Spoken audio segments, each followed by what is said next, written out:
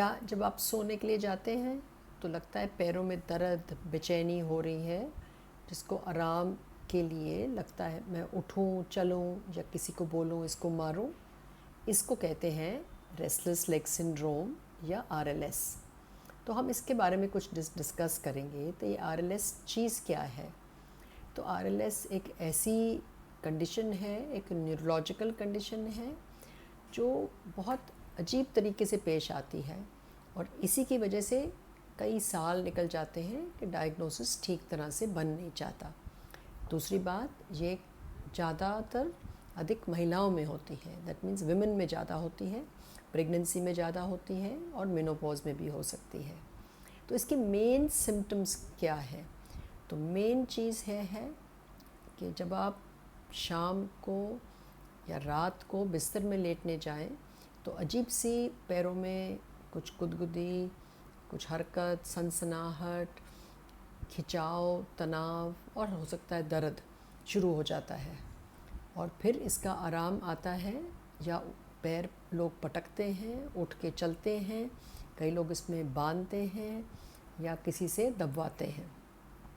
तो ये लक्षण फिर और बढ़ सकते हैं, जैसे कि आप कभी लॉन्ग फ्लाइट में बैठे या गाड़ी में लंबे टाइम से बैठे, तब भी ये फिर आना शुरू हो जाएगा। तो आमतौर ये पैरों में सीमित रहते हैं, बट जैसे जैसे बीमारी बढ़ती है तो कई दफ़ा हाथों में भी आ सकता है। तो नेक्स्ट सवाल उठता है, ये होता क्यों है? तो मेन कारण एक है कि ये इसका आयरन से रिलेशनशिप है, और ये आयरन ब्लड में नहीं, बट देखा गया कि ब्रेन में आयरन कम हो रहा है। तो इसका हीमोग्लोबिन से कोई ताल्लुक़ नहीं है। लोग बहुत परेशान हो जाते हैं कि हीमोग्लोबिन की वजह से है। तो इसको मेजरमेंट, यस, हम पेरिफेरल आयरन से टेस्ट करते हैं और उसी के ऊपर से और उसके वैल्यू से ट्रीटमेंट करते हैं। सेकंड है, ये जेनेटिक है। तो कुछ ना कुछ फैमिलीज़ में चलता है, किसी मदर, सिस्टर, ब्रदर, किसी ना किसी को, और बीमारी ऐसी अगर आप डेप्थ में जाओगे तो हो सकती है। फिर कुछ medical problems, chronic kidney disease, nerve disease, उसमें भी ये हो सकता है। तो पर अच्छी बात यह है कि इसका ट्रीटमेंट है। तो कुछ लोग जो कई सालों तक इससे सफ़र कर रहे हैं, उसको हमको ठीक करना है ताकि चैन की नींद सो सके। बिकॉज अगर नींद ठीक नहीं है तो दिन भी ठीक नहीं होगा। तो डायग्नोसिस करना सबसे ज़्यादा ज़रूरी है। फिर हम कुछ टेस्ट करते हैं, रूटीन के ब्लड टेस्ट से काफ़ी हद तक पता चल जाता है कि किस चीज़ की डेफिशिएंसी है। तो ट्रीटमेंट ये रहेगा कि हम डेफिशिएंसी को ट्रीट करें। आयरन खास कर लो है तो उसको इंक्रीज़ करें, ओरल आयरन या इंजेक्टेबल आयरन, और फिर पता करें भी आयरन गिर क्यों रहा है। Then there are some lifestyle measures.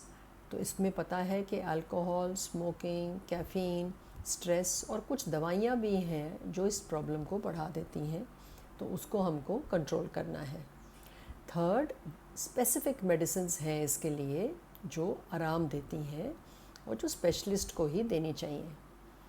तो हमारे पास मैंने कई 100 पेशेंट्स देख लिए हैं in the last few years, जो बहुत ज़्यादा भटक रहे थे और ना डायग्नोसिस होने के कारण रात की नींद बहुत ख़राब थी, डिप्रेशन में थे और दिन बहुत ही ख़राब बीतता था। रिसेंटली मैंने एक लेडी देखी जो 40 साल की हैं, बट कह रही हैं कि करीबन 15-20 साल से ये दर्द रह रहा है। प्रेगनेंसी में शुरू हुआ था बट उसके बाद गया नहीं, और अब हर रात को रोना है, नींद नहीं आती, सारी फैमिली जागती है, कभी कोई पैर दबा रहा है, कभी कोई बाहर लेटती हैं, फिर ऐसे करते करते सुबह के 4-5 बज जाते हैं और उनका पूरा दिन भी इसकी वजह से ख़राब हो गया है। पर ट्रीटमेंट सही होने के बाद उनकी बिल्कुल नींद ठीक हो गई है। तो अगर आपको है या किसी को जानते हैं जिसको है, तो ज़रूर मदद लीजिए ताकि रात ठीक हो और आपका दिन भी ठीक हो। आई होप ये आपको सुनने से कुछ मदद मिलेगी।